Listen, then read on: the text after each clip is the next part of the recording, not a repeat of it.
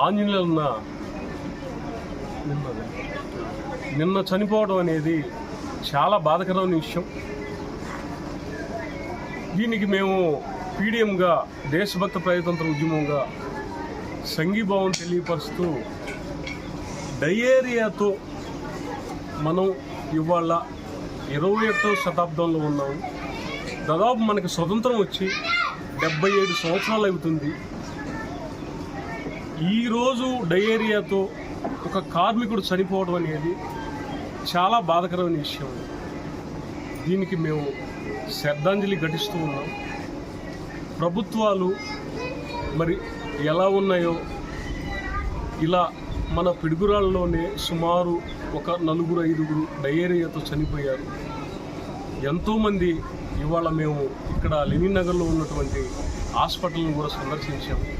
అక్కడ చిన్న పిల్లలు, పసి పిల్లలు కూడా వాంతులు విరోచనాలతో బాధపడుతూ చాలా ఇబ్బందికరంగా ఉన్నారు.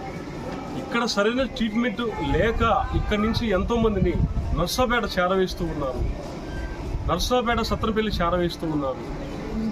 దాదాపు 1,500,000 పాపులేషన్ ఉన్నటువంటి పిడుగురాళ్ళ పట్టణంలో సరైన ఆరోగ్య డాక్టర్లు లేకపోవడం, వసతులు లేకపోవడం అనేది చాలా హేయమైన చర్య. ప్రభుత్వం రీసెంట్గా వచ్చిన ప్రభుత్వం మేము అది చేస్తాం ఇది చేస్తాం అంటున్నారు. దాదాపు 77 సంవత్సరాలైంది మన స్వతంత్రం వచ్చి. మేము పరిపాలించుకుంటాం, మా ప్రజల ఆరోగ్య స్థితిగతులు మేము చూసుకుంటామని ఆనాడు ప్రగల్భాలు పలికే ఈ నాయకులు ఏం చేస్తూ ఉన్నారు? మొన్ననే విజయవాడలో ఎంతోమంది చనిపోయారు డయేరియా వచ్చి.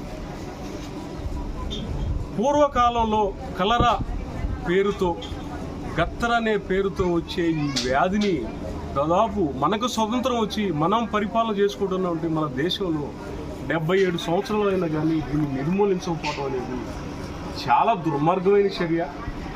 ఇది ఎలా ఉందంటే ఏంటో అధికార మార్పిడే తప్ప ప్రజల మానవ ప్రాణాల గురించి పట్టించుకున్న నాదుడే లేడు. తక్షణమే ఈ ప్రభుత్వం ఈ కార్మిక వర్గ నాయకుడైనటువంటి ఆంజనేయులన్నకి దాదాపు 50 లక్షల రూపాయలు పరిహారం ఇవ్వాలని చెప్పేసి నేను దేశభక్త ప్రజాతంత్ర ఉద్యమం మేము డిమాండ్ చేస్తున్నాం.